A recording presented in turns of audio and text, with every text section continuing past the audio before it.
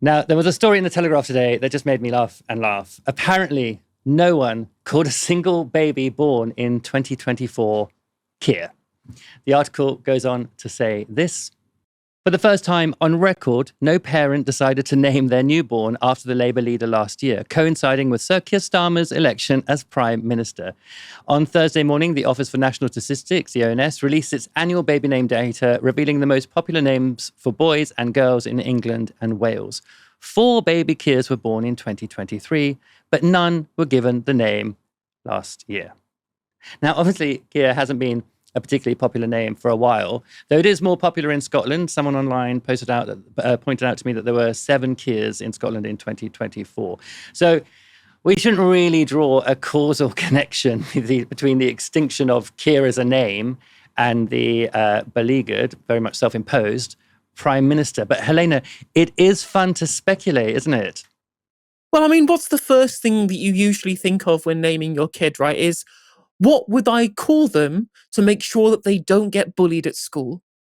And I'm sure there are plenty of people who would think about calling their child Keir. I met loads of Keirs, and they essentially all tell me, well, I was named after Keir Hardie, right? That's a long time tradition of naming your children after people that you respect or wanting to carry on some kind of the legacy of what Keir Hardie represented, which has obviously been outshined by Keir Starmer, who was named within that same realm. But even if you were going to potentially name your kid Keir because of that, and as we've seen, it's at least some people decide to, even if it's only a small amount over the past however long, because it's not a particularly popular name, it's not a particularly modern name nowadays. Anyway, that even those few who might potentially do so in 2025, they will immediately take 1 second to go, maybe not the name of the Prime Minister.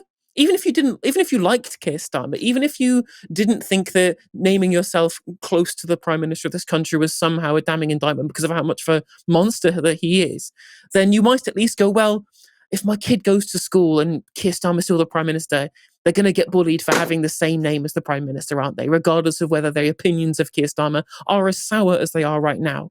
But let's be real, like, this guy's approval rating is like minus 40%. He's not liked, he is pretty hated. So I'm not going to try and say that I think that there's no connection between his public perception and the idea that people would be kind of put off by the name Keir, because what's he synonymous with? Being a liar. It's synonymous with, I mean, some people's names, two-tier Keir, for example. Like, both the left and the right really dislike him. He represents a really small category of a kind of Mondeo men voters, you know? So I think that I'm willing to at least entertain the idea that there is a potential that the antipathy towards Keir Starmer at least has some bearing on the fact that people are pretty unwilling to put their name to that children. Keir today, gone tomorrow. Bada boom.